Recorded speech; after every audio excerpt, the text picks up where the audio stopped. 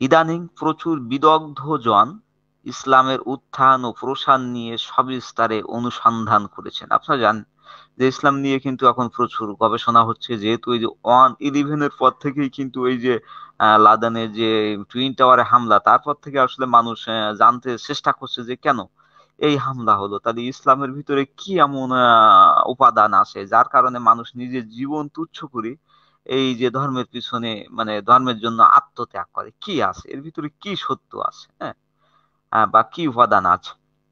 তো সেই সাথে কোরআনের আয়াতের অর্থ, বিন্যাস, প্রসঙ্গ এবং হাদিসের উদ্ভব নিয়েও হচ্ছে অনেক গবেষণা।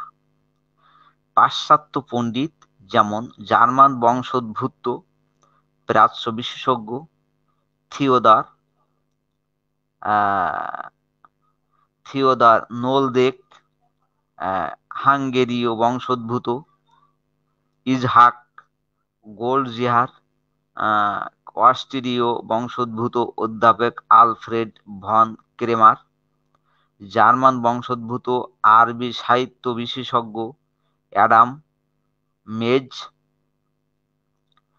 ফরাসি বংশোদ্ভূত প্রাচ্য বিশেষজ্ঞ এবং কোরআনের ফরাসি অনুবাদক রেগিস ব্লাসের, আচ্ছা, প্রমুখ, মানে এই সব আরো অনেকেই আছেন। এ ব্যাপারে তাদের গবেষণা লব্ধ কর্ম দিয়ে মূল্যবান অবদান রেখেছেন।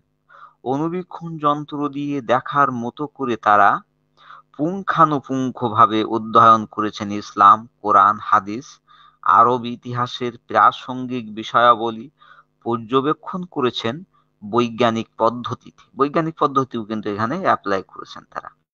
ইসলামকে হেয় প্রতিপন্ন করার প্রবণতা তাদের মধ্যে লক্ষ্য করা যায় না। তার মানে এরা কিন্তু নিরপেক্ষভাবে এটা বুঝতে চেয়েছে যে না, আসলে ইসলামটা কি, এটা জানার আগ্রহ থেকেই তারা কিন্তু কি মানে বিভিন্ন রকমের গবেষণা করেছে, কোনো বায়াসনেস ছাড়া। বরং তাদের গবেষণার ভিত্তি হচ্ছে প্রকৃত ও নির্ভরযোগ্য ইসলামী নথিপত্র। তো তারা সেখানে যেটা খুঁজতে চেয়েছেন সে প্রকৃত ইসলামী নথিপত্র, মানে এইখানে কোনো ভুয়া কোনো তথ্য ঢুকে গেছে কিনা। অবশ্য কোন কোন ইউরোপীয় লেখক নিজস্ব ধর্মীয় বিশ্বাস দ্বারা প্রভাবিত হয়ে গবেষণার কাজকে স্তীমিত করে ফেলেছেন। তো এবার দেখা গেছে কেউ কেউ ওই যে ধর্মীয় প্রভাব, যেমন একজন খ্রিস্টান যখন করেছে, অনেক অনেক খ্রিস্টান আছে তারা কিন্তু তাদের একটা খ্রিস্টান ধর্মীয় যে প্রভাব, সেই প্রভাব নিয়েও তারা কিন্তু এই যে গবেষণা করে যে লেখাটা দিয়েছে সেটা কিন্তু কাজে আসেনি। তার কারণ কি, একটা বিচার যদি বা বিশ্লেষণ বা আহ, গবেষণা যদি নিরপেক্ষ না হয়, তার রেজাল্টটাও কিন্তু নিরপেক্ষ পাওয়া যায় না। তারা মুহাম্মদকে একজন স্রেফ অভিযাত্রীক ও ভণ্ড হিসেবে বর্ণনা করেছেন। তো মোহাম্মদের যে ওই যে নবী যে ওই বাল্যকাল বা তার এই যে বুদ্ধিমত্তা এসবের কিন্তু কিছুই কোনো প্রশংসাই করেননি, বা এ, কি কারণে এরকম হয়েছে, তারা শুধু অভিযাত্রিক মানে দুঃসাহসী একজন লোক এবং ভণ্ড। এই কথাগুলো নাস্তিকরা বলতেই পারে, তিনি ভণ্ড ছিলেন, অভিযাত্রিক ছিলেন, এটা বলা নাস্তিকদের পক্ষে অমূলক নয়। তাদের মতে কোরআন হচ্ছে ক্ষমতা লাভের একটি হাতিয়ার। হ্যাঁ, ক্ষমতা লাভের একটা হাতিয়ার। এখানে কিন্তু নাস্তিকরা বলতে পারে যে কুসংস্কার থেকেও কিন্তু এই কোরআনের উৎপত্তি হতে পারে। তার কারণ কি, আমাদের নবী তো এক ঈশ্বরে বিশ্বাস করতেন, এবং এই যে ইহুদি না এই মানে এই যে উটকো নাস্তিকরা এরা কিন্তু এই যে কোরআন হাদিস এগুলো মানে না, এবং এই এই ঈশ্বর মানে না, যেহেতু তারা প্রমাণ পায় না। আর আমরা প্রমাণ ছাড়াই অন্ধভাবে বিশ্বাস করি, এজন্য আমরা আস্তিক। এই হচ্ছে আস্তিক আর নাস্তিকের পার্থক্য। তাছাড়া নাস্তিক্য কিন্তু কোনো ধর্ম নয়, হ্যাঁ, এটা একটা মতবাদ। অবশ্য আমরা যারা আস্তিকরা বা যারা মুমিন আছি তারা বলি নাস্তিক্য ধর্ম সম্পর্কে কিছু বলুন। আসলে নাস্তিক্য বলে কোনো ধর্ম নাই, এটা একটা মতবাদ। অবশ্য কোরআনের এই পশ্চিমা সমালোচকরা মুসা এবং যিশুকেও যদি সমালোচনা করতেন, তবে হয়তো তাদের বক্তব্য কিছুটা বিবেচনাযোগ্য হতো, যদিও বিষয়টি এই বইয়ের আলোচনার বাইরে। কিন্তু তারা বিশ্বাস করেন যে মুসা এবং যিশুকে ঈশ্বর স্বয়ং নিযুক্ত করেছিলেন। আচ্ছা, কিন্তু এইখানে এসে কিন্তু আবার নবীর কথা তারা মানতে চাচ্ছে না। ঈসা আর মুসাকে যদি আপনারা যদি মেনেই নেন, তাহলে মোহাম্মদকে কেন মানবেন না? এই জন্য কিন্তু তাদের যে আলোচনাটা মানে তাদের যে গবেষণা এটা কিন্তু স্বীকৃতি পায়নি। অর্থাৎ তারা কিন্তু ঈশ্বরের যে ধারণা সেটা মাথায় রেখেই কিন্তু এটা করেছিলেন।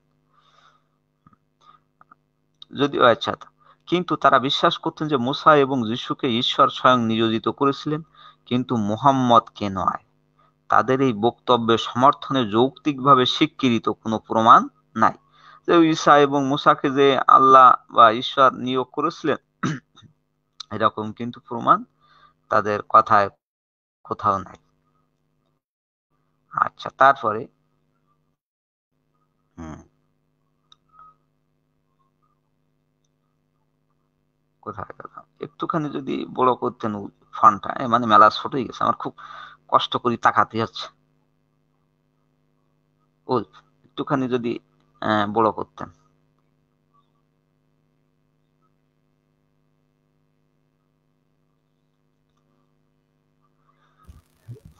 এখন ঠিক আছে? সরকার শুনতে পান? হ্যাঁ হ্যাঁ হ্যাঁ, এখন ঠিক আছে, এই যে ঠিক দেখ, আছে। এই যে এরকম ধারণা আসলে একটু বেশি বড় হয়ে গেছে। হ্যাঁ, এই যে এরকম ধারণা থেকে, এই যে এখান থেকে পড়েন, এরকম ধারণা।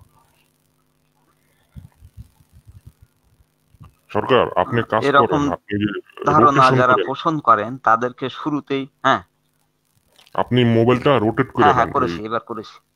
তাহলে দেখতে পারবেন ভালো। হ্যাঁ, রোটেট করছি ভাই। আমার কথা শোনা আচ্ছা, যাচ্ছে? ঠিক আছে। হ্যাঁ হ্যাঁ, শোনা যায়, শোনা যায়, শোনা যায়। আমার ওকে। আমার আমার কথা শোনা যাচ্ছে? আচ্ছা আচ্ছা, আমি হ্যাঁ হ্যাঁ, রোটেট শোনা করে যায়। নিয়েছি ভাই, নিয়েছি। আচ্ছা, এরকম হ্যাঁ, এরকম ধারণা যারা পোষণ করেন তাদেরকে শুরুতেই নৈতিক অবস্থান পরিষ্কার করা দরকার। তার মানে এক জায়গায় আপনারা ওই অলৌকিকতা মানছেন, আরেক জায়গায় মানছেন না, এটা কিন্তু কখনো নৈতিকতার মানদণ্ডে যায় না। তাদের নবুয়তির বিষয়টি মেনে নিতে হবে। আচ্ছা, নীতিগতভাবে তাদেরকে প্রথমেই নবুয়তির বিষয়টি মেনে নিতে হবে। আচ্ছা, কারণ তারা একটি ক্ষেত্রে নবুয়তির তত্ত্ব মানবেন কিন্তু অন্য ক্ষেত্রে মানবেন না, এটা যৌক্তিক আচরণ নয়।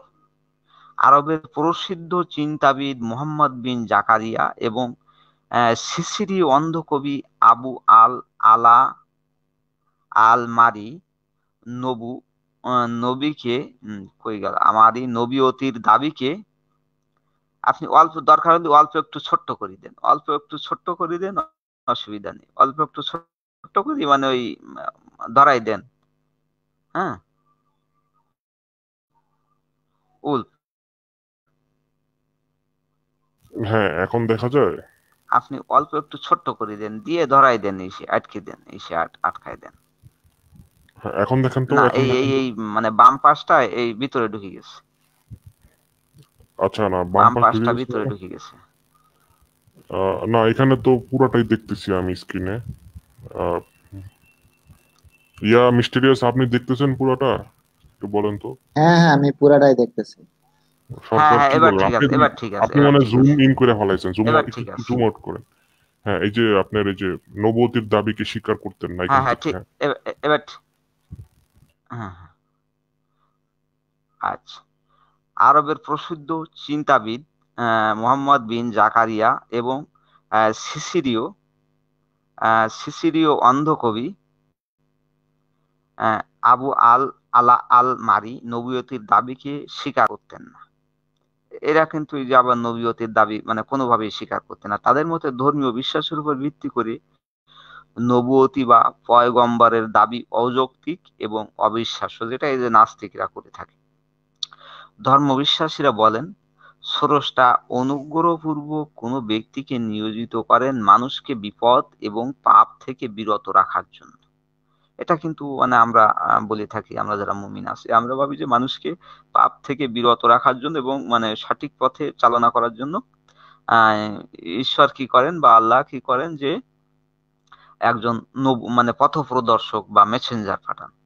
যুক্তিবাদীরা বলেন স্রষ্টা যদি সৎকর্ম এবং মানুষের মধ্যে সম্প্রীতির সম্পর্ক নিয়ে এতই চিন্তিত থাকেন তবে তিনি সবাইকে নিষ্পাপ এবং উত্তম আহ, এবং উত্তম করেই তৈরি করতেন।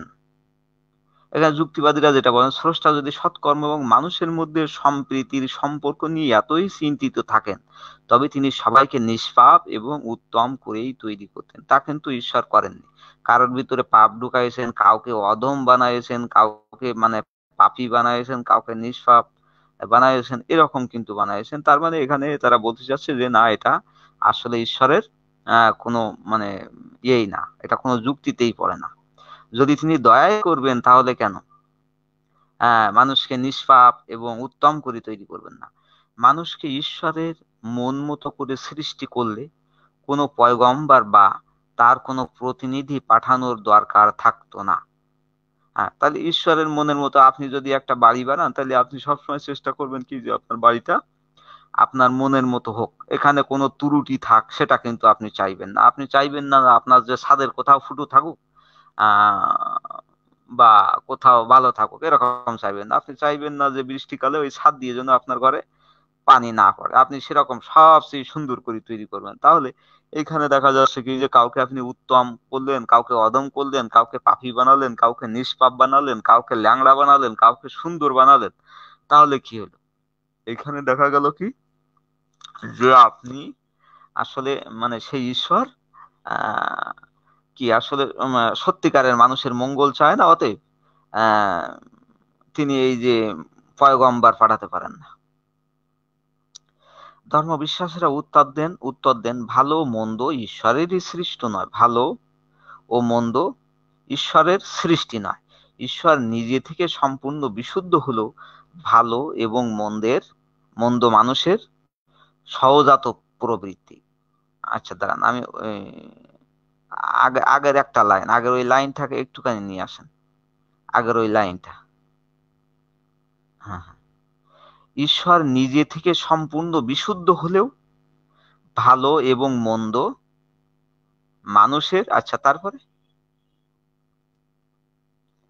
সহজাত প্রবৃত্তি। আমরা যারা বলি থাকি যে ঈশ্বর আসলে বিশুদ্ধ, তার তো গুণের কোনো শেষ নেই। আপনারা যদি গাছের সমস্ত ডাল দিয়ে কলম তৈরি করেন এবং সাগরের সমস্ত পানি দিয়ে কি করেন কলম মানে কালি তৈরি করেন, তাহলেও কিন্তু ঈশ্বরের মহিমা বা আল্লাহর মহিমা বলি কিন্তু শেষ করা যাবে না। হ্যাঁ, আমরা যদি এটা বলি থাকি তাহলে আমরা বলছি কি যে ভালো আর মন্দ মানুষের সহজাত প্রবৃত্তি, এই যে যেভাবে পারে সে সেইভাবে যায়। আবার কিন্তু বলে দিচ্ছে কি যে যাদেরকে আমি কি দোজখে নিব তাদের দ্বারা দোজখের কাজ করাবো, এবং যাদেরকে বেহেশতে নিব তাদের দ্বারা বেহেশতের কাজ করাবো। এই যে আমাদের ধর্মগ্রন্থে আমরা যেগুলো দেখছি। হুম। তো একজন মানুষ তার বৈশিষ্ট্য লাভ করে পিতা মাতা থেকে গর্ভধারণের ক্ষণে, তাই তো? এখন যদি এই যে মা বাবা কেউ যদি মানে কালো হয়, তাহলে দেখা যাচ্ছে সন্তানটা কালো হতে পারে। হ্যাঁ, বা ফর্সা হতে পারে। মা বা বাবার একজন যদি ফর্সা হয়, সন্তানটা ফর্সা হতে পারে। মা বা বাবার একজন যদি বেটে বালা খাটো হয়, মানে লম্বা বা খাটো হয়, তাহলে সন্তান দেখা যাচ্ছে খাটো বা বেটে হতে পারে। এরকম কিন্তু হয়। প্রত্যেক নবজাত শিশুই জন্মগ্রহণ করে কিছু শারীরিক এবং মানসিক বৈশিষ্ট্য নিয়ে। এই বৈশিষ্ট্য নির্ভর করে শিশুটির শারীরিক গঠনের উপর। হ্যাঁ, বৈশিষ্ট্য কিন্তু খানিকটা শারীরিক গঠনের উপর নির্ভর করে। কেউ ইচ্ছে করলেই যেমন পছন্দ করে নিতে পারে না তার চোখের রং, নাকের গঠন, হৃৎপিণ্ডের রক্তচাপ, দৈহিক চোখা অথবা চোখের দূরদৃষ্টি, তেমনি কেউ ইচ্ছে করে তার মস্তিষ্ক শক্তি এবং সহজাত প্রবৃত্তিকে বেছে নিতে পারে না। খুব সুন্দর ব্যাখ্যা দিয়েছে। মানে কেউ ইচ্ছে তার হাঁটে কানা না না ভালো হয়, এগুলো কিন্তু আসলে এই বৈষয়িক মা বাবার থেকে চলে আসে খুব শান্ত এবং পরিমিত, আবার সরকার সরকার এবং সরকার একটু এই থামেন। বৈষয়িক যে ছোট শিশু অনেক জেদি হয়ে যায়, সরকার ঠান্ডা থাকে, শান্ত। সরকার যাদের একটু যাদের থামেন। বাচ্চা আছে আপনার। হ্যাঁ বলেন, এই বলেন। একটু থামেন। আপনার এই যে বিগত 30 সেকেন্ডের কথা ঠিক মতো শুনি নাই, আপনার নেটে মনে প্রবলেম হয়েছে। মিস্টিরিয়াস কি শুনছেন? মিস্টিরিয়াস কি আছে?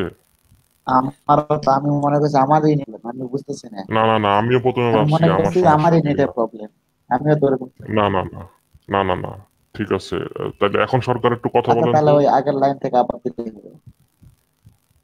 মানে হ্যাঁ হ্যাঁ হ্যাঁ, আমার কথা শোনা যাচ্ছে? বলতেছি এই লাইন থেকে আবার। হ্যাঁ হ্যাঁ, শোনা যায়। হ্যাঁ হ্যাঁ, ওই আগের লাইন আচ্ছা থেকে আবার শুরু করেন। হ্যাঁ, হ্যাঁ, আমি স্ক্রিনটা শেয়ার দিতেছি। দেন। হ্যাঁ, শেয়ার আচ্ছা, দিছি। স্ক্রিনটা নেন। আবার দেন। একটু ঘোরাইনি।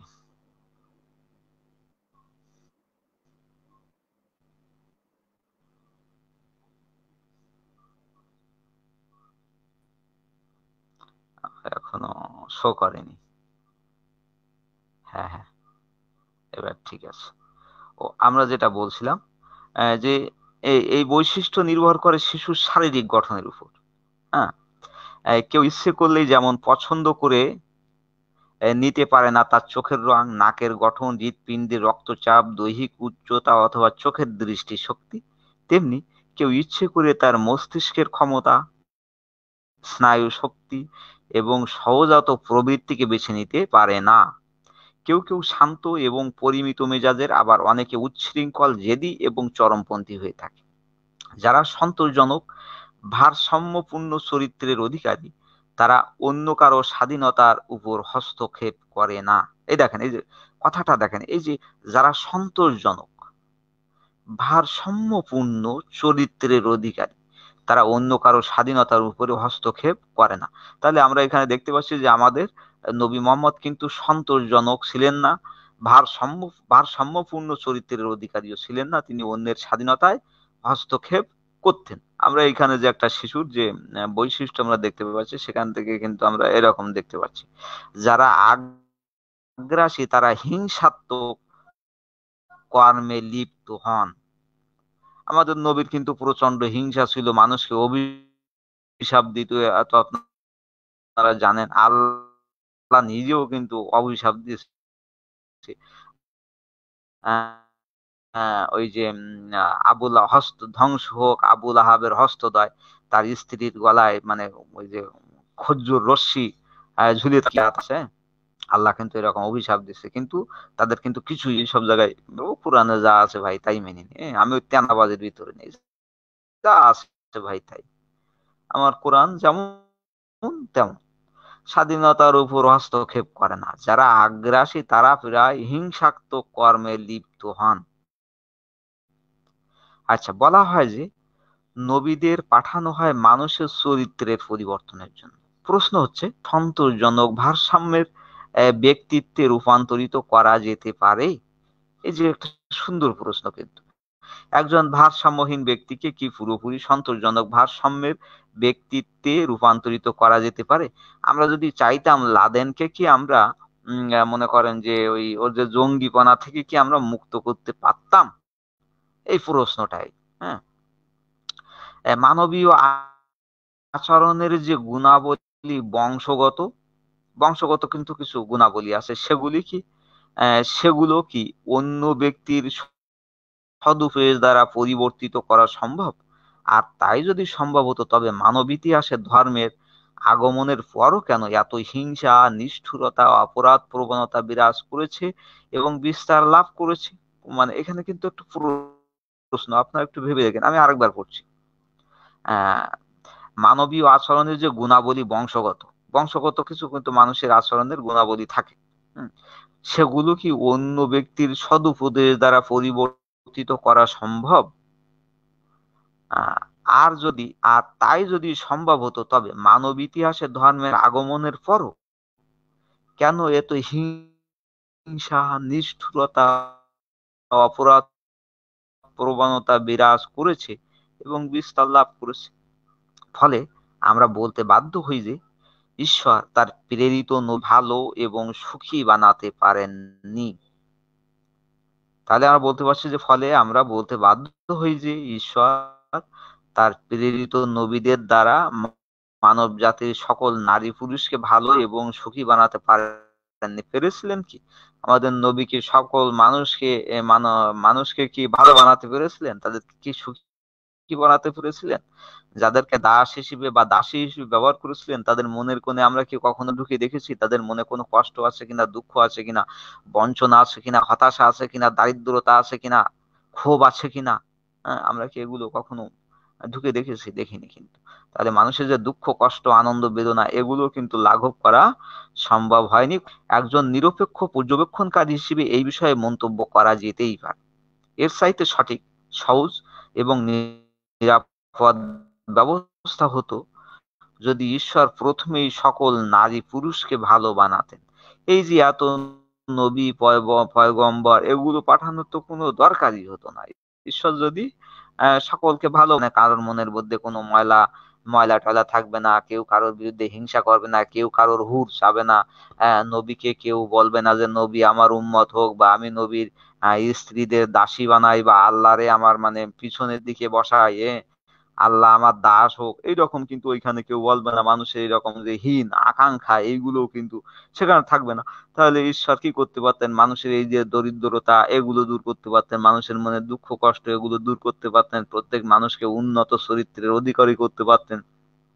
কাউকে ল্যাংলা খোলা এরকম তৈরি না করে সবাইকে মনে করেন যে অতীব সুন্দর করে, প্যারিসের মতো সুন্দর করতে পারতেন, মানে মেয়েদেরকে হেলেনের মতো সুন্দরী করে তৈরি করতে পারতেন।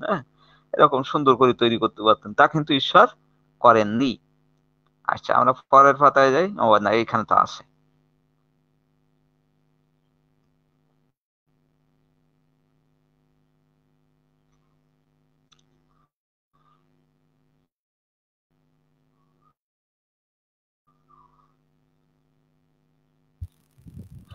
সরকার কি আছে নাকি? ধর্মবিদদের কাছে এই সমালোচনার উত্তর প্রস্তুত আছে, কিন্তু হ্যাঁ হ্যাঁ, আছে আছে। ধর্মবিদদের কাছে এই সমালোচনার উত্তর প্রস্তুত আছে। তারা বলেন, পার্থিব জীবন হচ্ছে একটা পরীক্ষা। দেখেন, এই যে আমরা কিন্তু বলি যে এই যে জীবনে আপনার দুঃখ কষ্ট ভোগ করতেছেন, এটা কিন্তু আপনাদের জন্য পরীক্ষা। এটা কিন্তু আমরা বলি থাকি এবং আপনারা মেনেও নিয়ে থাকেন কেউ কেউ। ভালো মন্দ কর্তৃত্বপূর্ণ ভাবে নির্দিষ্ট করে দিতে হবে। হ্যাঁ, একজন নবী স্বতন্ত্র ভাবে ভালো লোক যারা ঈশ্বরের আদেশ পালন করবে তাদেরকে জানিয়ে দেন যে ভবিষ্যতে তাদের জন্য রয়েছে স্বর্গের পুরস্কার, আর যারা ঈশ্বরের আদেশ অমান্য করবেন ভবিষ্যতে তাদের জন্য রয়েছে নরকের কঠোর শাস্তি। এই যে একজন পয়গম্বর পাঠিয়ে এই যে মানুষকে এই যে সতর্ক করে দিতে হচ্ছে। আচ্ছা, নবুয়তির অস্বীকারীরা বলেন, ইহজীবনে যে একটা পরীক্ষা ইহজীবন যে একটা পরীক্ষা, এই যুক্তি অসার এবং অসমর্থনযোগ্য। যদি স্রষ্টা বা ঈশ্বর বলে, এখানে দেখেন যে বলছে নবীয়তি অস্বীকারীরা বলেন, মানে এই যে মানে পরীক্ষা, এই যুক্তি অসার যোগ্য। যদি স্রষ্টা বা ঈশ্বর বলে একটু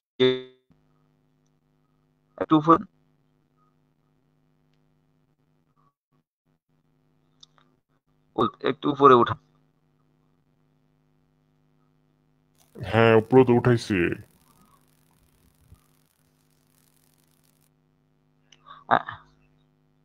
এই যে নবুয়তির অস্বীকারীরা বলেন ইহজীবন, এর বেশি আর আমি দেখতে পাচ্ছি না কেন। এই লিঙ্কটা পিন হয়নি নাকি? হ্যাঁ হ্যাঁ, এবার মনে হয় উঠছে। আচ্ছা, হ্যাঁ, এখন তো হ্যাঁ, আপনার নেটটা মনে একটু স্লো সরকার, আমি যেটা বুঝতেছি। আচ্ছা, হ্যাঁ, এখন তো উঠছে, দেখেন উঠছে না? উঠছে হ্যালো। এর সাইতে। আচ্ছা আচ্ছা আচ্ছা। হ্যাঁ, এই হ্যাঁ যে হ্যাঁ হ্যাঁ হ্যাঁ হ্যাঁ। অসমর্থনযোগ্য থেকে অসমর্থনযোগ্য পর্যন্ত পড়ছে। আচ্ছা, আহ, অসমর্থনযোগ্য। হ্যাঁ হ্যাঁ, আমি একটু এবার করিনি। নবুয়তির অস্বীকারীরা বলেন ইহজীবন যে একটা পরীক্ষা, এই যুক্তি অসার এবং অসমর্থনযোগ্য। যদি স্রষ্টা বা ঈশ্বর বলে কেউ থাকেন, তবে তার বান্দাদের মনে যেসব গোপন চিন্তা আছে তা তো ঈশ্বর ওই ব্যক্তির চাইতেও ভালো করে জানেন। ঈশ্বর তো জানার কথা যে কার মনে কি গোপন চিন্তা আছে। যেমন আমাদের নবীর মনে গোপন চিন্তা ছিল। হ্যাঁ, ওই যে বৌমা, হুম, জয়নাবরে বিয়ে করার যে একটা গোপন চিন্তা ছিল, আল্লাহ কিন্তু জানতে পারছিল, বা জানার কথা। তথাপি ঈশ্বর সবকিছু জেনে শুনে কেন তার বান্দাদের পরীক্ষা নিবেন?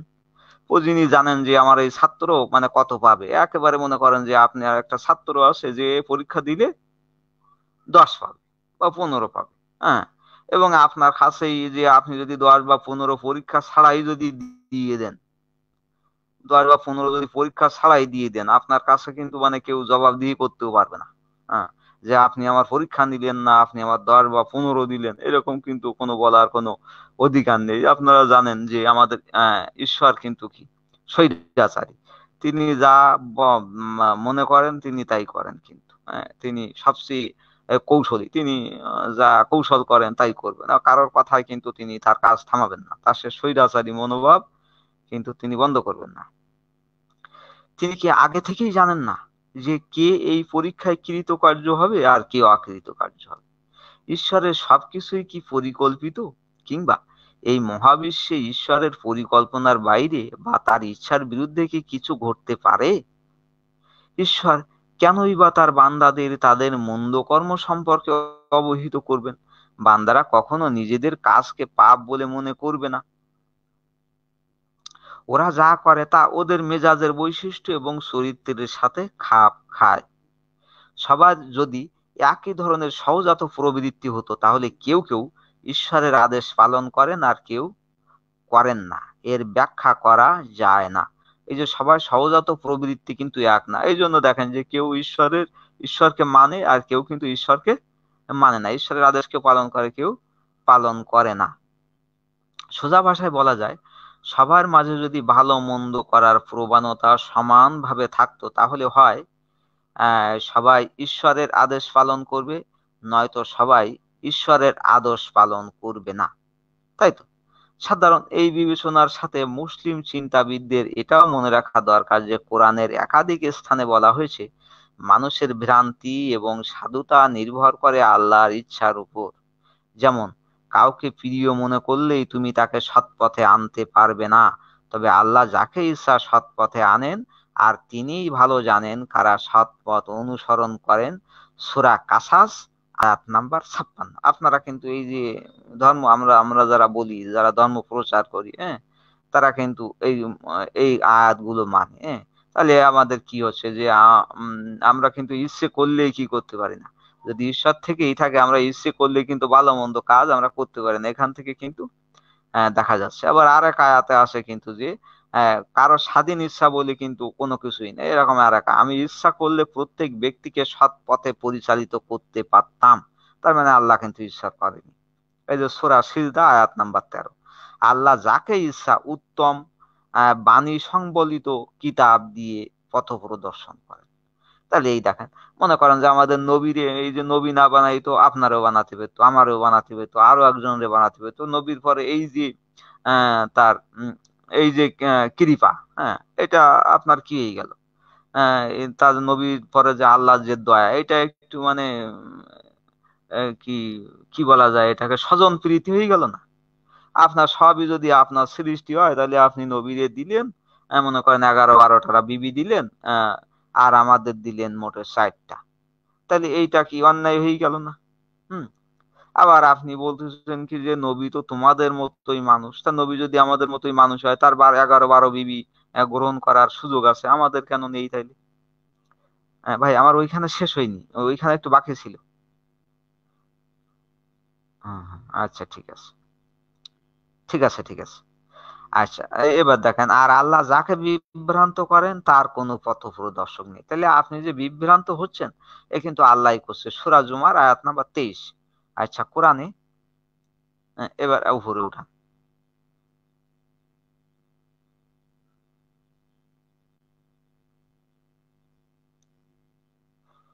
এই ধরনের আয়াত এত অধিক যে এখানে সব উদ্ধৃত করা অসম্ভব। এই আয়াতগুলো এবং মানবকুলে মৌলিক পরিবর্তনে নবীদের অক্ষমতা থেকে প্রতীয়মান হয় যে নবীদের কিন্তু প্রচুর অক্ষমতা ছিল। আপনারা জানেন যে আমাদের নবী যখন মানে মক্কা জীবনে ছিলেন, তখন কিন্তু তিনি অভিশাপ এবং দাঁত খিটিমিটি দিয়েই কিন্তু মানে তিনি চলতেন। কিন্তু যখন মদিনায় এসে তিনি সৈন্য সামন্তে যখন ভরপুর হয়ে গেলেন, তখন কিন্তু মানে তার মেজাজ মর্জি কিন্তু আলাদা হয়ে গেল, হ্যাঁ, দেখবেন। আপনারা যদি পড়েন তাহলে দেখবেন মক্কা সূরা আর মদিনা সূরা, এই সূরার ভিতরে দেখবেন যে কত পার্থক্য আছে। ধর্মজ্ঞানীদের বক্তব্য অনুযায়ী নবীর প্রয়োজনীয়তার দাবি আসলে অর্থহীন। তো দেখেন, যদি নবী না থাকতো তাতে আমাদের কি বা হতো? নাস্তিকরা যেটা বলে থাকে, নবী যদি না থাকতো তাহলে এই পৃথিবীটা আরো সুন্দর হতো। এই যেমন এই যে নাস্তিকরা বলে যদি ইসলাম ধর্ম পৃথিবীতে না থাকতো তাহলে কিন্তু এই পৃথিবীটা আরো সুন্দর হতো। এই যে ফ্রান্সে কোন জায়গায় একজন কার্টুন এঁকেছে, তার দ্বারা সারা পৃথিবীতে এই মনে করেন যে মারামারি খুনোখুনি। এই যে নবী আসছিল বলি, এই যে ইসলাম ধর্ম ছিল বলেই কিন্তু ওইখানে একজনকে পুড়িয়ে মরতে হয়েছে, তাই না? এই যে কুমিল্লায় হিন্দু বাড়িতে এই যে আক্রমণ হয়েছে। এই যে পাকিস্তানে তো আমি দেখলাম যে এই একজন খ্রিস্টান ছেলে আর একজন মেয়ে, মানে মা ছেলে দুইজনকেই হত্যা করে ফেলেছে। একজন ব্যাংক কর্মকর্তারা গুলি করে হত্যা করেছে, কোর্টের ভিতরে ঢুকে গুলি করে হত্যা করে ফেলেছে। টুইন টাওয়ারে এতগুলো লোক মরিছে। আফগানিস্তানে এত না থাকতো তাহলে কিন্তু এর থেকে মানুষ মুক্তি পেত। হ্যাঁ, এই ঘটনাগুলো ঘটতো না।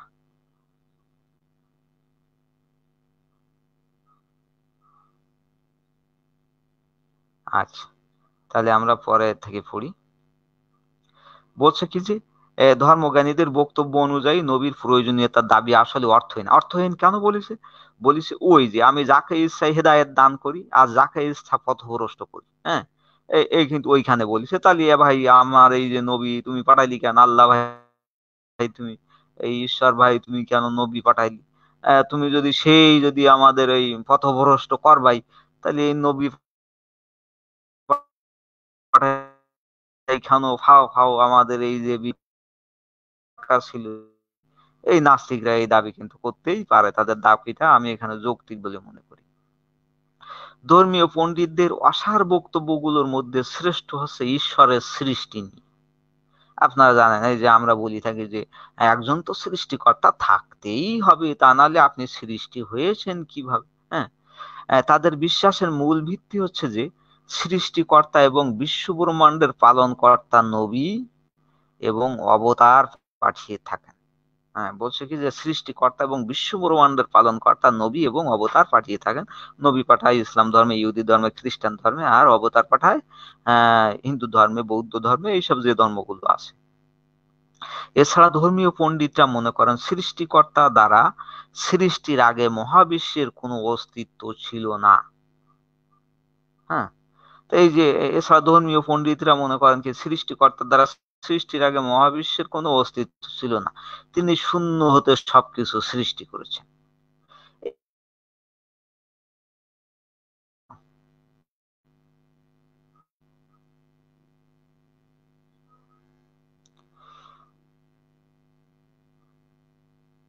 আমার স্ক্রিনটা একটু চলে গেছিল, এই কি আমার দোষ না উল্পের দোষ আমি বুঝতেছি না। আমার স্ক্রিন দেখা স্ক্রিনটা, যায় না? না না আমি স্ক্রিন দেখে আচ্ছা চলে ঠিক গেছে আছে, এখন। আমি স্ক্রিন কাইটা একটু দিছি, আবার শেয়ার দিই। মিস্ট্রিস আবার একটু শেয়ার দেন, অনেকক্ষণ ছিল তো, তো ওই কারণে হইতে পারে নেটে আপ ডাউন করলে হয়। আমি শেয়ার দিলাম, আবার একটু আচ্ছা। শেয়ার দেন। হ্যাঁ, আবার মিস্ট্রিস আবার একটু শেয়ার দেন, আর তারপরে দেখেন ঠিক হয়ে যাবে।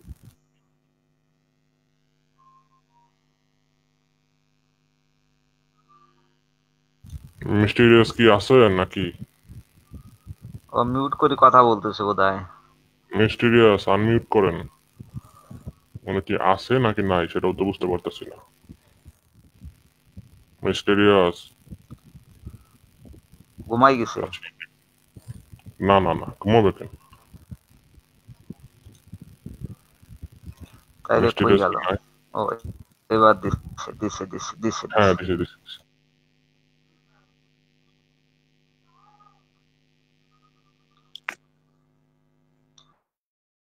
আচ্ছা, আমরা কোন পর্যন্ত পড়লাম? সৃষ্টি। হ্যাঁ, সৃষ্টিই তো পড়ছিলাম আমরা। এই কই গেল আমার? তিনি শূন্য হতে সবকিছু সৃষ্টি করেছেন, এইটা। এই যে তিনি শূন্য হতে সবকিছু সৃষ্টি হ্যাঁ করেছেন। হ্যাঁ, তিনি শূন্য হাতে হতে সবকিছু সৃষ্টি করেছেন। হ্যাঁ হ্যাঁ, এই ধরনের দাবি যাচাই ও অযোগ্য।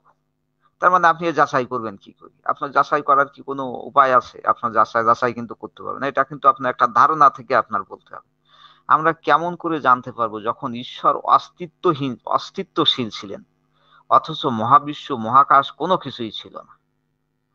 এটা কিন্তু আমাদের জানার কোনো উপায় নেই, এবং জানাতেও কিন্তু আমরা পারবো না, আমরা যারা আস্তিক আছে, মুমিন আছি। হচ্ছে কেন? এটা সত্য যে কোন বলবো, হ্যাঁ হ্যাঁ হ্যাঁ, এবার ঠিক আছে। এটা সত্য যে আজকের সৌরমণ্ডল ও তারকা এবং নীহারিকার সর্বদা অবস্থিতি ছিল না, কিন্তু এগুলোর কোনো উপাদান মহাবিশ্বে বর্তমান ছিল না, বরং হঠাৎ করে ঈশ্বরের দ্বারা সৃষ্টি হয়েছে। এই মতবাদ যৌক্তিক নয়। ঈশ্বর মহাবিশ্বের সৃষ্টির উপাদানগুলো কোথা হতে, কোন উপাদান দ্বারা সৃষ্টি করলেন? মানে যদি শূন্যতে, যে মহাবিশ্ব শূন্য থেকেই সবকিছু সৃষ্টি করেন, মনে করেন যে আপনি আপনি এক গ্লাস, মানে আপনি একটা শূন্য গ্লাস থেকে আহ আপনি এক গ্লাস পানি কি করে নিয়ে আসবেন? আপনার গ্লাসের ভিতরে যদি পানি নাই থাকে, তাহলে আপনি কিভাবে সে মানে এক গ্লাস পানি হতে আরেকজনে ঢেলি দিবেন?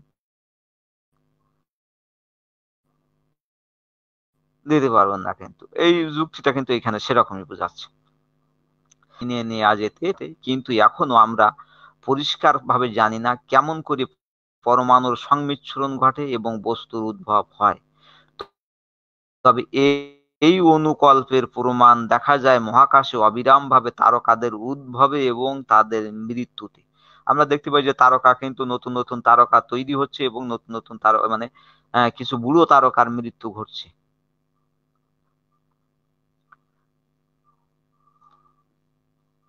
তাই বলা যেতে পারে যে সৃষ্টির সূচনা পদার্থ থেকে নয়, বরং এক বস্তু থেকে অন্য বস্তুতে রূপান্তর। ওই যে কি কোন জন বিজ্ঞানী, আমরা তো আবার মুমিন মানুষ, বিজ্ঞান টিজ্ঞান তো অত বুঝি না, বলে যে শক্তির কোনো বিনাশ নেই, শক্তি এই এক শক্তি থেকে অন্য শক্তিতে রূপান্তরিত হয়। হ্যাঁ, যেমন মনে করেন যে আলোক শক্তি তাপ শক্তিতে রূপান্তরিত হয়, তাপ শক্তি আবার আলোক শক্তিতে বা গতি শক্তিতে রূপান্তরিত হয়। হ্যাঁ, যেমন পানি থেকে বিদ্যুৎ তৈরি হয়, এইরকম এই যে এক শক্তি থেকে আরেক শক্তিতে রূপান্তরিত হয়, অর্থাৎ শক্তির কোনো বিনাশ নেই, এই যে কথাটা বলে থাকে। এবং বস্তু থেকে অন্য বস্তুতে রূপান্তর, এই পরিস্থিতিতে সৃষ্টিকর্তার অস্তিত্বের পক্ষে যুক্তি দেখানো খুব কঠিন। আবার আমরা যদি ধরে নেই যে সর্বশক্তিমান ঈশ্বর দ্বারা সৃষ্টির পূর্বে মহাবিশ্বের অস্তিত্ব ছিল না, তাহলে সমস্যা দেখা দিবে। সেই সমস্যা হচ্ছে মহাবিশ্ব সৃষ্টির কারণ কি? আমরা চেষ্টা করেও দুটি প্রশ্নের উত্তর খুঁজে পাই না। প্রশ্ন দুটি হচ্ছে, বিশ্ব ব্রহ্মাণ্ড আগে থেকে কেন ছিল না, আর ঈশ্বর কেন বিশ্ব ব্রহ্মাণ্ড সৃষ্টির সিদ্ধান্ত নিলেন? প্রশ্নগুলোর কোনো যুক্তিসঙ্গত উত্তর নেই ধর্মবিদদের কাছে। ফলে সৃষ্টিকর্তার অস্তিত্বের সপক্ষে অথবা বিপক্ষেও কোনো যুৎসই প্রমাণ দেখানো যাবে না। এরকম বিভ্রান্তির মাঝে আমাদের পার্থিব মনে একটি ব্যাপার পরিষ্কার হয়ে যায়, আমরা মানুষেরা পৃথিবীর অন্যান্য জীবের সাথে একই শ্রেণীতে বিন্যস্ত হতে রাজি নই। মানুষ চিন্তাশীল প্রাণী, এবং বহু পূর্ব থেকে মানুষ বিশ্বাস করে আসছে এই বিশ্ব মহাবিশ্বের সবকিছু কেউ না কেউ একজন শুরু করেছেন, এবং তিনি নিয়ন্ত্রণ করছেন সকল শুভ ও অশুভ প্রভাব। এই ধারণা যুক্তি দিয়ে হোক অথবা গর্ব অনুভবের জন্য অন্য প্রাণী থেকে মানুষকে পৃথক করে দেখার মানসিকতাই হোক ধর্মগুলির উদ্ভব। হুম, ভাই পরের ইয়েটা দেখান।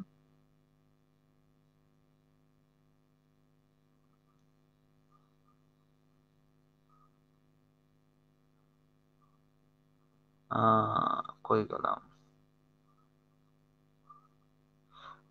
প্রমাণ দেখা যায় মহাকাশ ও তারকা, এটা এটা তো পড়লাম।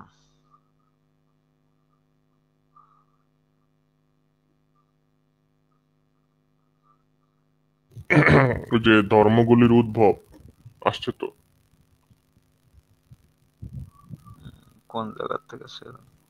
ও আর ঈশ্বর কেন বিশ্বব্রহ্মাণ্ড সৃষ্টি প্রশ্নগুলোর কোনো যুক্তিসঙ্গত উত্তর নেই ধর্মবিদদের কাছে। ফলে সৃষ্টিকর্তার অস্তিত্বের সপক্ষে অথবা বিপক্ষেও কোনো যুৎসই প্রমাণ দেখানো যাবে না। এই রকম বিভ্রান্তির মাঝে আমাদের পার্থিব মনে একটি ব্যাপার পরিষ্কার হয়ে যায়, আমরা মানুষেরা পৃথিবীর অন্যান্য জীবের সাথে একই শ্রেণীতে বিন্যস্ত হতে রাজি নই। মানুষ চিন্তাশীল প্রাণী এবং বহু পূর্ব থেকে মানুষ বিশ্বাস করে আসছে এই বিশ্ব মহাবিশ্বের সবকিছু কেউ না কেউ একজন শুরু করেছেন এবং তিনি নিয়ন্ত্রণ করছেন সকল শুভ এবং অশুভ প্রভাব। এই ধারণা যুক্তি দিয়ে হোক বা গর্ব অনুভবের জন্য অন্য প্রাণী থেকে মানুষ মানুষকে পৃথক করে দেখার মানসিকতাই হোক ধর্মগুলির উদ্ভব ঘটিয়েছে। তবে ধর্মের উদ্ভব কিন্তু এই কারণে হয়েছে। কিন্তু আদিম অথবা প্রগতিশীল সব সমাজে আমরা দেখি ধর্মের শক্তিশালী প্রভাব বিরাজমান। ধর্মে কিন্তু এখনো দেখছেন যে এই যে আধুনিক সমাজেও কিন্তু ধর্মের একটা শক্তিশালী প্রভাব। আদিম সমাজে আছে কুসংস্কার এবং মোহ। আধুনিক প্রগতিশীল সমাজে চিন্তাশীল ব্যক্তির প্রভাবে সভ্য এবং ন্যায়সঙ্গত সমাজ ব্যবস্থা কায়েম হয়েছে। চিন্তাবিদরা আবির্ভূত হয়েছেন আইন প্রণয়নকারী, সমাজ সংস্কারক অথবা দার্শনিক রূপে। যেমন হাম্মুরাবি, কনফুসিয়াস, বুদ্ধ, সক্রেটিস এবং প্লেটো সহ বিভিন্ন জনের নাম উল্লেখ করা যায়। সেমিটিকদের মধ্যে সর্বদা এই ধরনের ব্যক্তিরা আবির্ভূত হয়েছেন নবী বা রাসূল হিসেবে। যারা ধর্ম বেশি বিশ্বাসী তারা কিন্তু এগুলোকে আবার এই যে নবী হিসেবে নিয়েছে। যদি ওই যে সক্রেটিস যদি নিজেকে বলতো যে না আমার ঈশ্বর আমার পাঠাইছে, তাহলে কিন্তু আমাদের নবীর চাইতে তার যে মতামত এবং তার যে যুক্তি দর্শন আমাদের নবীর চাইতে কিন্তু সে বড় নবী হয়ে যেত। সক্রেটিস বা অ্যারিস্টটল বা প্লেটো বা নিউটন বা আইনস্টাইন, এরা যদি এর সাথে একটু ধর্ম মিশাই দিত তাইলে কিন্তু মানে সেরা নবী হইতো। কারণ এগুলো আপনারা বিজ্ঞান দিয়ে কিন্তু তখন আর খণ্ডন করতে পারতেন না। তারা কিন্তু বিরাট বড় নবী হয়ে যেত যদি শুধু বলতো যে না আমার এই যে থিওরিটা এটা আল্লাহর মাধ্যমে প্রাপ্ত, যদি তোমরা এটা যদি ভুল প্রমাণ করতে পারো তাহলে আমি মেনে নিব যে না আমি আল্লাহর নবী না। তখন আপনারা কিভাবে সেটা ভুল প্রমাণ করতেন? আপনারা কিন্তু ভুল প্রমাণ করতে পারতেন না। হ্যাঁ, যেমন যদি বলতো যে প্রত্যেক ক্রিয়ার সমান ও বিপরীত প্রতিক্রিয়া আছে, এটা আল্লাহর প্রেরিত একটা কি বা ঈশ্বরের প্রেরিত একটা বাণী, এইটা আপনারা ভুল প্রমাণ করে দেখান।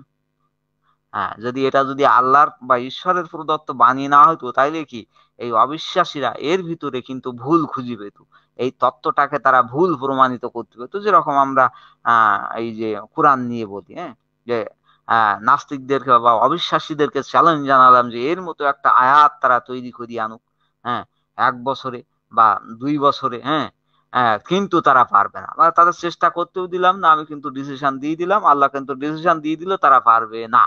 তাহলে আপনি একটা চ্যালেঞ্জ ছুড়ে দিবেন, তা সেই চ্যালেঞ্জটা ছুড়ি তার জন্য একটু ওয়েট করবেন না যে কেউ পারে কিনা। কিন্তু আপনি ওইখানে আবার ডিসিশন দিয়ে দিলেন, তাহলে আপনি চ্যালেঞ্জ করলেনই বা কেন? মুসা সিনাই পর্বতে আরোহণ করে নিয়ে আসলেন লিপি ফলক। আমি কোন পর্যন্ত পড়েছিলাম? আচ্ছা, মুসা সিনাই পর্বতে আরোহণ করে নিয়ে আসলেন লিপি ফলক, যার ভিত্তিতে আইন প্রণয়ন করলেন ইসরায়েলিদের সমাজ ব্যবস্থার সংস্কারের জন্য। হ্যাঁ, তাইলে ওই দেখেন ওই যে লিপি ফলকে লিখে এনে বললো যে এটা আল্লাহর বাণী। যিশু দেখলেন ইহুদিরা অহংকার এবং মিথ্যা ধর্মানুরাগে নিমজ্জিত। একজন এসে কিন্তু আরেকজনের ধর্মটাকে বাতিল করে দিয়েছে, বলছে ওটা হচ্ছে ভুয়ো, এই আমার ধর্মটাই শ্রেষ্ঠ। মানে যে যে যখন আসছে একটু পরে যে আসছে সে কিন্তু বলছে না ওইটা খারাপ আমারটা ভালো, এবার এরপরে যে আসছে বলছে ওইটা খারাপ আমারটা ভালো। হ্যাঁ, মুসা এসে গেল, এবার ঈসা এসে গেল, মুসা এসে বললো ঈসা এসে বললো যে মুসার সেই আমারটা ভালো। এইবার আমাদের নবী এসে বলতেছে কি যে না ও দুটো সেই আমাদেরটা ভালো, ও সব ধর্মের সেই আমাদেরটা ভালো, এইটাই হচ্ছে শ্রেষ্ঠ ধর্ম, বাকিগুলো সব বাতিল। হ্যাঁ, এই যেমন এই যে রাজনীতিবিদরা যে কাজ করে মঞ্চে উঠে বলে যে আপনারা কাকে ভোট দিবেন, আমাকে, যে সৎ যোগ্য এবং পরোপকারী প্রার্থী তাকে ভোট দিবেন, না যে দুর্নীতিগ্রস্ত অসৎ চরিত্রের অধিকারী তাকে ভোট দিবেন। হ্যাঁ, আবার ওই নেতা যখন আবার মঞ্চে উঠতেছে সে কিন্তু আবার সেই রকম করেই বলতেছে। আপনারা এই দেখবেন যে যে ধর্ম প্রচারকরা এসে কিন্তু এক একজনের বদনাম করি তার ধর্মটাকে কিন্তু শ্রেষ্ঠ করে দিচ্ছে। এই উটকো নাস্তিকরা এইসব যুক্তি দিয়ে থাকে, ভাই এসবে আমাদের কিছু যায় আসে না। হম, এটা হাজার যুক্তি হতে পারে, এটা বাস্তবসম্মত হতে পারে, হয় হোক ভাই। আমরা তো মানে পিঠে বেঁধেছি কুলু, ওই কানে বেঁধেছি কানে দিয়েছি তুলো আর পিঠে বেঁধেছে কুলো, ভাই আমাদের ওসব কিছু যায় আসে না। আমরা অন্ধই থাকবো, আমরা নাকে দড়ি বাঁধা উঠ সেরকমই থাকবো। যিশু দেখলেন ইহুদিরা অহংকার এবং মিথ্যা ধর্মানুরাগে নিমজ্জিত, তাই তিনি তাদেরকে উত্তম নৈতিকতা শিক্ষা দিতে উপস্থিত হলেন। তিনি ঈশ্বরকে তার দয়াময় পিতা বলে প্রচার করলেন। হ্যাঁ, বললেন যে ঈশ্বর আমার পিতা। তাই যিশু নিজস্ব বক্তব্যকে পিতা পুত্রের বাণী হিসেবে প্রচার করলেন। অথবা যিশু এই রকমটি না করে থাকলেও তার বক্তব্য অলৌকিকতার প্রচার চালিয়ে যিশুর মহিমা প্রচার করলেন। ফলে এটা হতে পারে যে নতুন বাইবেলের 4টি গসপেল যিশুর জন্ম বৃত্তান্তকে বিকৃতি করেছে, অথবা তার সম্বন্ধে অতিরঞ্জিত। ভাই একটু উপরে তুলেন।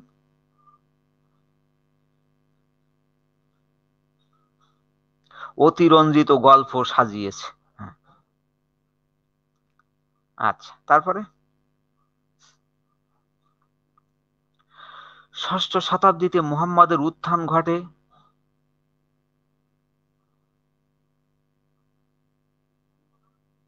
আমি কোথায় গেলাম? 6ষ্ঠ শতাব্দীতে মুহাম্মদের উত্থান ঘটে আরবের হেজাজে। তিনি সমাজ সংস্কারের জন্য উদাত্ত আহ্বান জানালেন। ও আমার মনে সেদিন একটা প্রশ্ন আসলো, তো আমরা যখন আলোচনা করব সেই প্রশ্নটা আমি একটুখানি ছুড়ে দিব। আচ্ছা, তিনি সমাজ সংস্কারের জন্য উদাত্ত আহ্বান জানালেন, কিন্তু তিনি মুসা এবং যিশুর সাথে কিভাবে পার্থক্য সূচনা করলেন? সরল মনা ধর্ম বিশ্বাসীরা অলৌকিক ঘটনার ভিত্তিতে নবুয়তি বিশ্বাস করেন। দেখেন, নবুয়তি কারা বিশ্বাস করে? সরল মনা ধর্ম বিশ্বাসীরা অলৌকিক ঘটনার ভিত্তিতে নবুয়তির বিশ্বাস করেন। এবং অলৌকিক নয় লৌকিক, মানে পৃথিবীতে যে কোনো কিছুই অলৌকিক নয়, সুপার ন্যাচারাল নয়। আপনারা যদি এইটা জানতে চান তাহলে প্রবীর ঘোষের দেখবেন যে 4 খণ্ড বই আছে, অলৌকিক নয় লৌকিক। হ্যাঁ, এটা কিন্তু আপনারা অনলাইনে এটা পড়ে দেখতে পারেন যে এখানে কত অলৌকিক ঘটনাকে তিনি লৌকিক বলে প্রমাণ করে দিয়েছেন। হ্যাঁ, তিনি কোথাও কিন্তু মানে অলৌকিক ঘটনা কিন্তু দেখতে পাননি। আপনারা অনেক কিছু খুঁজে পাবেন আপনারা যদি বইটা একটু পড়েন। আচ্ছা, এই জন্য ইসলামী লেখকরা শতাধিক অলৌকিক কাহিনী মুহাম্মদের উপর আরোপ করেছেন। এটা কিন্তু সত্য কথা। বিভিন্ন ওই যে নূহ নবী টবি, এই যে 7 পাঁচ এরকম কিন্তু আছে। বললো কি যে সব জগতের প্রত্যেক জোড়ায় জোড়ায় পশু নূহ নবীর নৌকায় তোলা হয়। এবার আপনারা ভাবেন তো যে সবগুলো পশু যদি এক জোড়া করে রাখা হয়, মনে করেন যে এক জোড়া বাঘ রাখলেন, এক জোড়া হাতি রাখলেন, এক জোড়া গন্ডার রাখলেন, এক জোড়া সিংহ রাখলেন, এক জোড়া ভল্লুক রাখলেন, এক জোড়া হরিণ রাখলেন, এক জোড়া গরু রাখলেন, হ্যাঁ, এক জোড়া উট রাখলেন, এই রেখি দেখেন তো সে কত বড় নৌকা লাগে। আর সেই সময় এই নৌকা বানানোর এত রসদ কি ছিল? হুম, আপনার একটুখানি ভেবে দেখেন। আমি কিন্তু ওসব বিশ্বাস করি যা আছে ভাই, আমি ওসব যুক্তি তর্কের ধার ধারিনি। আপনারা যারা এই যে আছেন, মুক্তমনা যারা আছেন বা একটু সংশয়বাদী আছেন, তারা একটু ভেবে দেখেন যে একটা নৌকায় এত কিছু উঠানো সম্ভব কিনা। আর বাঘ যে ছাগল যে খাবে না, হরিণ যে খাবে না, এই মানুষ যে খাবে না, এই কি ভাই সম্ভব? আপনারা একটুখানি ভেবে দেখেন, বাঘ এত নিরীহ কবে হয়ে গেল আমি তো বুঝলাম না। না পোষ মানানোর ট্রেনিং ছিল, না আল্লাহ নিজ দায়িত্বে এটা পোষ মানাই দিল। আচ্ছা, তারপরে মনে করেন যে ছোট শিশুদেরও বা আল্লাহ কেন ডুবুই মারলো? হ্যাঁ, এই যে এ কিন্তু প্রশ্ন আপনারা নাস্তিকরা করি থাকেন। আমরা ভাই যুক্তিসঙ্গত উত্তর দিতে পারিনি, ভাই ক্ষমা চাই, আমাদের বিশ্বাস নিয়ে থাকতে।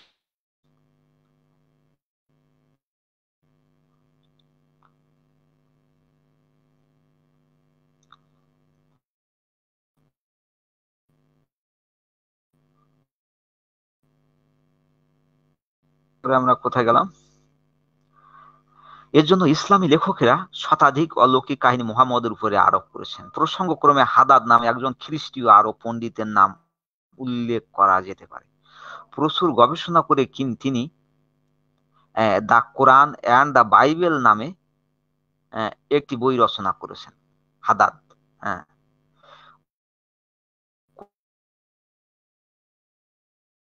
কোরআন থেকে প্রচুর উদাহরণ সংগ্রহ করে তিনি দেখিয়েছেন নবী মুহাম্মদ আসলে কোনো অলৌকিক কাজ করেননি।